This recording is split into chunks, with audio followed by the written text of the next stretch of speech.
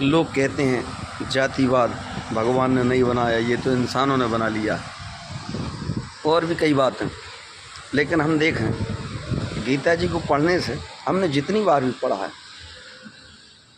हमें समझ में यही आया है कि जातिवाद भगवान का बनाया हुआ है, इसलिए उनके वचन भी मिलते हैं इस प्रमाण में। वो कहते हैं अर्जुन, क्षत्रिय के लिए धर्मियों के युद्ध से बढ़कर दूसरा कोई कल्याणकारी कर्तव्य नहीं। इसमें उन्होंने जैसे जोड़ियाँ सिलेक्ट करती है ना, इसकी इससे बनती है, ऐसी क्षत्रिय के लिए धर्मयुक्त युद्ध, इसकी जोड़ी भगवान ने खुद बनाई है। कर्म की जोड़ी उस मनुष्य से बनाई है। अब क्षत्रिय है, समाज है, और उसे धर्मयुक्त युद्ध से बढ़कर दूसरा कल्याणकारी कर्तव्य नहीं। ऐसे लोग कैसे देखेंगे? बोले जिसने छात्र धर्म स्वीकार कर, लेकिन वो कहते हैं तू यदि लड़ेगा नहीं, वो किसका स्वभाव है? उससे भगवान कह रहे यदि तू लड़ना नहीं चाहता तो ये पर स्वभाव है, ये तेरे अपने स्वार्थ हैं। ये भी अध्याय 18 में कह रहा है। तो इन चीज़ों को देख करके क्लियर हो जाता है तो भगवान कहते हैं कि जैसे जिसके कर्म और स्वभाव रहते हैं उसके अनुसार भगवान उसकी योनि में उसे जन्म आदि देते हैं। तुम ये मत कहना कि पंडितों ने बनाए हैं ये सब। यदि पंडितों ने बनाए हैं कहोगे तो फिर मैं वही पुरानी बात कह दूंगा कि फिर जिनने बनाए हैं वो पंडित थे, तो जातिवाद तो था ही। फिर दूसरा यदि कहो कि भाई मैं पंडित हूँ इसलिए ये बात पसंद आ रही, नहीं, पंडित हूँ इसलिए शुद्ध बुद्धि विवेक और विचार से देख रहा हूँ, इसलिए ये बात जल्दी समझ में आ रही। तुम मलिन बुद्धि से देख लेते हो उन चीज़ों को, कुछ का कुछ अंट संट खाते हो, अंट संट बुद्धि हो जाती है और उससे तुम देखते हो तुम्हारे नज़रिए वही। लेकिन चलो कोई बात नहीं। पुराणों में तो ये बताया है कि जो अहंकारी जीव होते हैं अहंकार करने के कारण नरक आदि में पड़ते हैं और बार बार जो है 84 लाख योनियों में जाते आते हैं। अब आप उस नज़रिए को पौराणिक दृष्टि से देख रहे हैं तो ये सब बेकार काम है और इन्हें करना बिल्कुल एकदम ख़राब है। अब ठीक है, नज़रिया उनका लो जो दुष्ट स्वभाव के हैं या जो अहंकारी हैं, खुद उनका नज़रिया अनुमान लगाएं अपन यदि, तो क्या हो सकता है, क्या होना चाहिए। वो कुछ ऐसा मुझे समझ में आता है कल्पना करने से कि जो कुछ करना है तुरंत कर लो, किसी से डरने चपटने दबने की कोई ज़रूरत नहीं, खुली किताब की तरह जियो। जो अच्छा लग रहा है उसे हम कर रहे हैं, कौन रोकने वाला। ये अहंकार की भाषा यही होती है सुनने में। तो ये उनकी सोच उन्हें साफ दिखाई देती है कि ये हमारा करना सही है, हमें जो करना वो हम करें, क्यों रोकें, किसी की क्यों माने। और फिर उसके बाद में वो करते हैं और उससे यदि 84 लाख योनियों में जाते ही हैं, परिणाम ये भी हो गया उनका। मान लो ठीक है पौराणिक बात अब सत्य है, वो तो सत्य है भी, लेकिन यदि दूसरे जो लोग नहीं मानते हैं उनको यदि एक क्षण के लिए सोचें वो कि ये सत्य है, उनके लिए थोड़ी देर के लिए सत्य मान लें यदि वो, तो उससे सोचें कि ये कीट पतंग आदि योनियाँ हैं, वो कैसे सोचते होंगे, वो इसी ढंग से सोचते होंगे। इसमें भी ज़्यादा बखड़े नहीं, ज़्यादा परेशानी नहीं है, ऐसा सोचे। क्यों? क्योंकि उन्हें तुरंत सब कुछ कर लिया, जो कुछ उन्हें करना तुरंत कर लिया, थोड़े से सालों में मर गए, चिपट गए। और कीट पतंग आदि जो भी हैं वो जल्दी जल्दी उम्र खपा के उनने ज़्यादा भोगा नहीं, कम से कम उतना ही भोगा जितनी उनकी उम्र भी। ज़्यादा पूरा जीवन भी भोगें तो कितना कितना सा जीवन, मक्खी का, चींटी का, कुछ जानवरों का लंबा जीवन रहता है, उनकी भोगना ज़्यादा हो सकती है, लेकिन वो उनसे दूसरे लोग डरते इसलिए बेखौफ जीते हैं। फिर कई बातें हैं, तो आप क्या कहेंगे। आप अब कछुआ की उम्र लंबी होती, उसे ऐसा खोल दे दिया बचा रहता, तो ये भोगना लंबे समय की मान लो, लेकिन फिर दूसरों से टेंशन नहीं रहती उसे, स्वतंत्र निर्भीक जीवन भी है उसका फिर वैसे में। तो ऐसी कई बातें हम देखें कि लाइट जीवन रहता, उनका लाइट जीवन तुरंत फुरत निर्णय किया, जो पसंद आया किया, मर गए, नरक चले गए, ठीक है, वहाँ जल्दी से उनका इलाज कर दिया। जो कि एक भक्त कामना करता भगवान से कि मेरा ठीक इलाज करें, अच्छा बना दें, उनके साथ होता ही है। और फिर उसके बाद में वो ठीक जल्दी से आ भी गए, उनने जन्म लिया, और जन्म जिस भी योनि में लिया, मक्खी कीट पतंग आदि जिसमें लिया, उसमें भी ज़्यादा लंबा जीवन है, तुरंत उसे भुगता के भगवान ने वापस अपने ले आया इसी मृतलोक में। और मृतलोक के तो अभ्यास ही हो चले हैं और लोग कामना भी करते हैं, तो इसमें आ रहे हैं यदि जीव जंतु तो यही भावनाओं से आ रहे हैं। और आए तो ये लाइट जीवन से दिखाई दिया। अब उनकी दृष्टि से हम देखें कि हम किसी को पकड़ के संत बना देते हैं, तो जो संत बना देना मतलब उसे सुधारने की प्रयास करते हैं, बच्चे से लेकर के बिगड़ नहीं जाए, अच्छा बने, और उसे बनाते बनाते एक दिन संत बना देते। तो संत बनने के बाद वो इतना लायक तो हो जाता है कि भगवान को मना सके, लेकिन वो इतना लायक नहीं होता कि इस जीवन में अपने को सुरक्षित रखने की, खुद बिना भगवान के खुद को सुरक्षित रख सके। जबकि उससे अच्छी सुरक्षाएं तो उनके पास रहती हैं जो दुष्ट स्वभाव के रहते हैं। और भगवान भी जब साथ देने आते संत का, तो उन दुष्ट नीतियों में से कुछ नीतियों को अपना को उनको जवाब देते। तो फिर वो जो आवश्यक व्यवहार है, वो दुष्ट नीतियों का कुछ ऐसा आवश्यक व्यवहार है जिससे उन दुष्टों को जवाब दे करके एक लेवल पर आना या उनसे आगे आना। तो ये जो है गैप संत में रहता है, ये संत में कमी और बनाते हैं हम सुधार के लोगों को। इसलिए सुधार की जगह उन्हें सक्षम बनाए। सुधार, सक्षमता ही सुधार है, क्योंकि अंत में भगवान भी उस सक्षमता को ही अपनाते हैं, सामर्थ्य को अपनाते हैं। हम सामर्थ्यवान बनाए, लोगों को सक्षम बनाए। अब रही बात ये कि सामर्थ्यवान और सक्षम बनेंगे, उनमें वो स्वतंत्रता आ जाएगी। कम से कम सहारा तो ज़्यादातर नहीं लेंगे वो दूसरे, लेकिन माया का ऐसा सहारा लेते हैं कि वो रुष्ट ही बुरे कुक्रम और कुकृत्यों में धंस जाते हैं।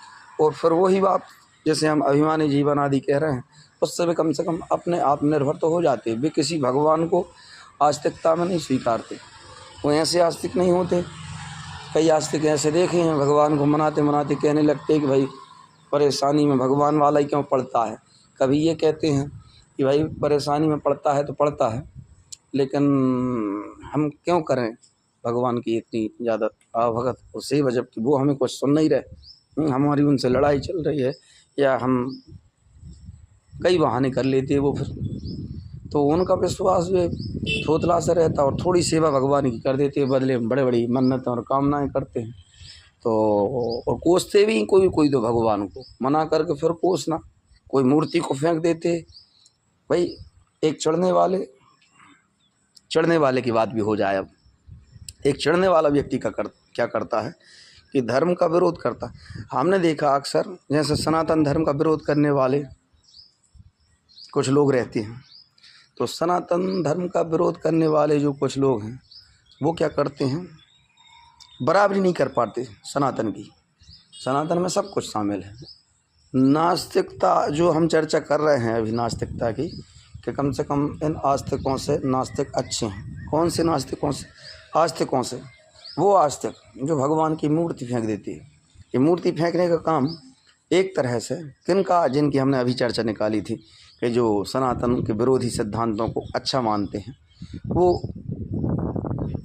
अपन व्यवहार में देखें तो किसी जीव के मतलब दो लोग हैं, तो एक जो दूसरे से चिढ़ता है वो अक्सर जो सिद्धांत कहा जा रहा है उसको काटने का काम करता है। ये माने विरोधी सिद्धांत देने का मतलब ही ये है कि उसकी बात काटना, उसको नीचा दिखाना, उससे चिढ़ने का, ये उसका लक्ष्य चिढ़ना है, उसके केंद्र में चिड़न है उससे, और चिड़न के कारण ही वो सिद्धांत को गलत ठहराने और अपने सिद्धांत को उससे उलट बताना, उलट सिद्धांत को, बुरे को अच्छा बताना, इनके अच्छे को भी बुरा बताना। इस तरह से जो स्वभाव आ जाता है वो चिढ़ने वालों का रहता है।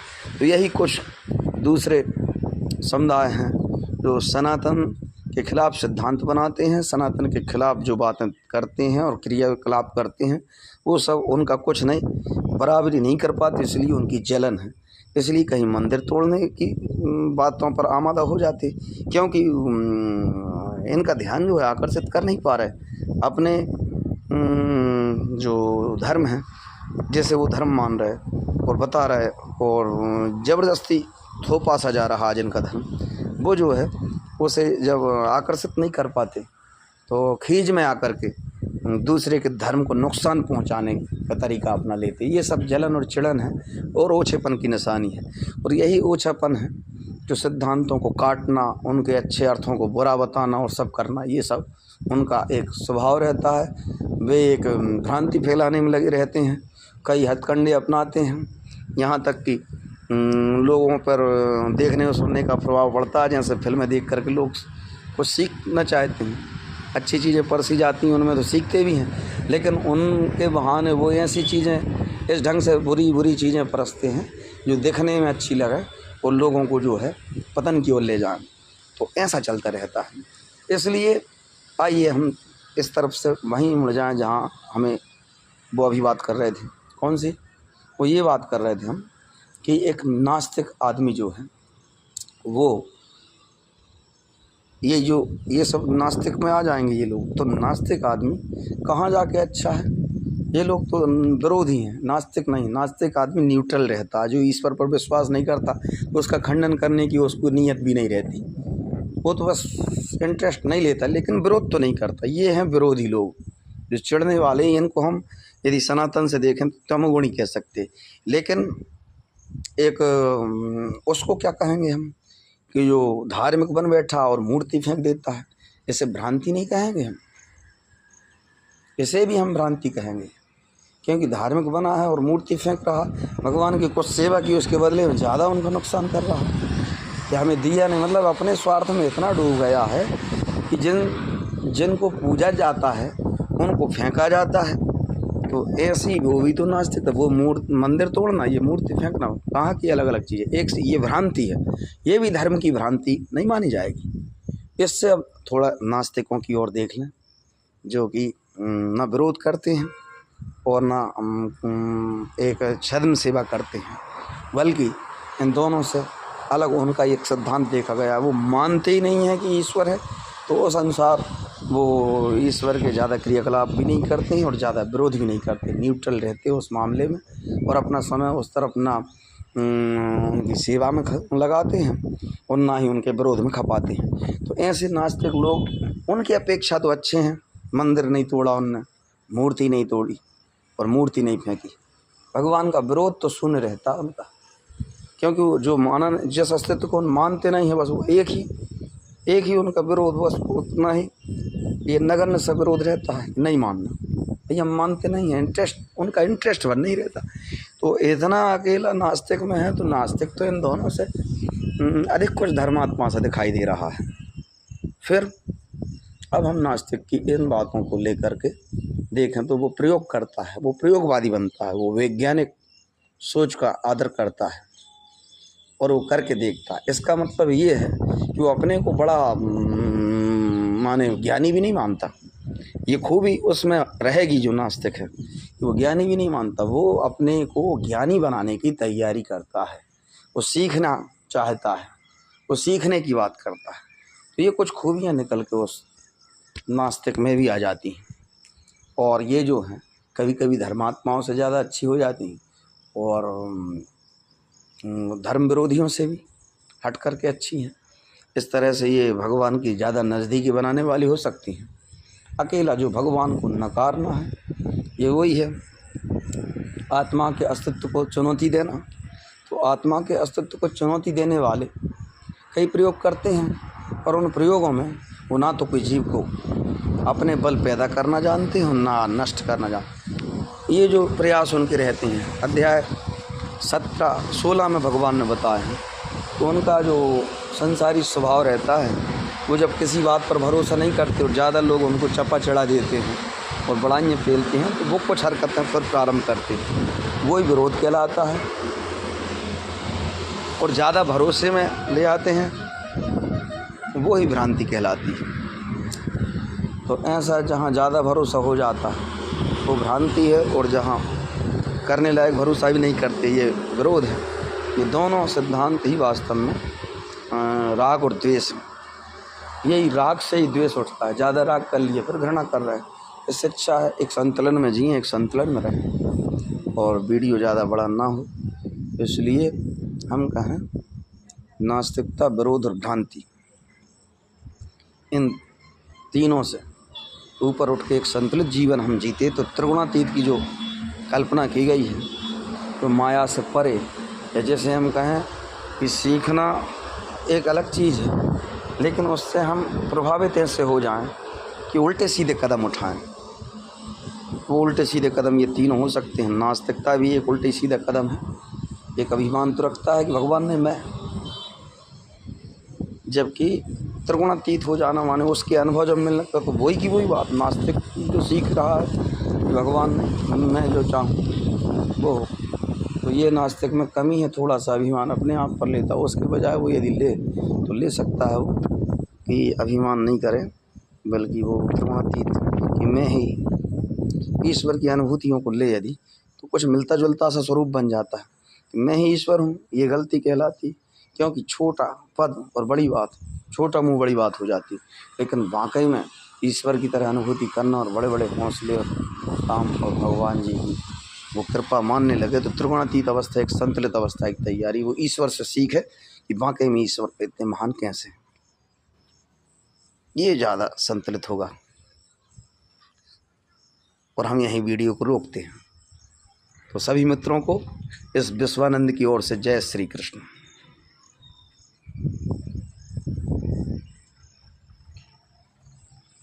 इस विश्वानंद का ही एक नाम कृष्णानंद भी रख रखा है। इस कृष्णानंद की ओर से भी सभी मित्रों को जय श्री कृष्ण।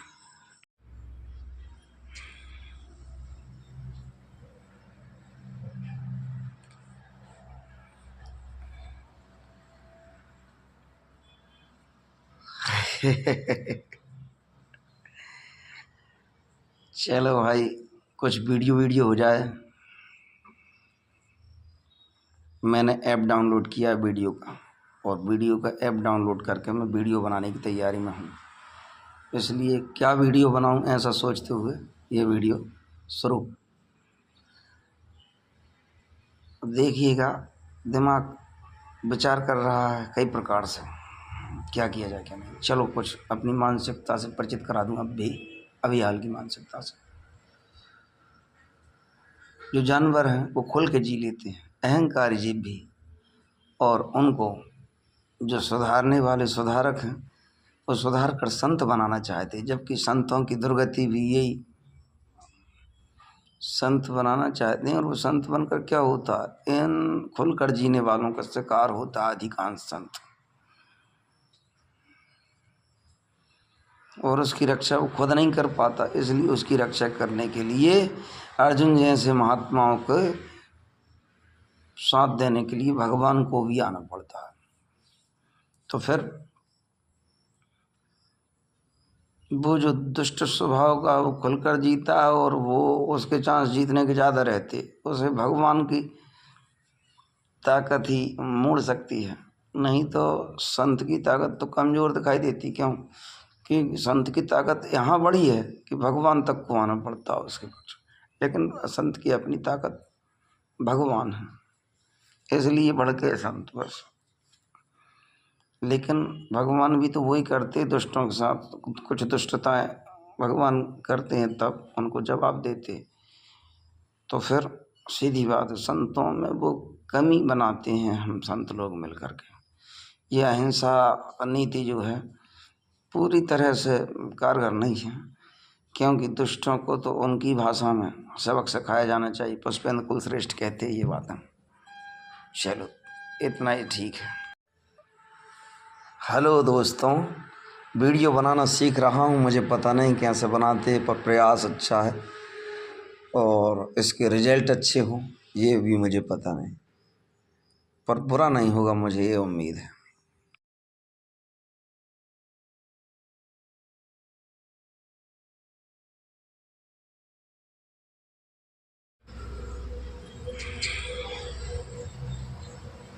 कम वक्त, ये वक्त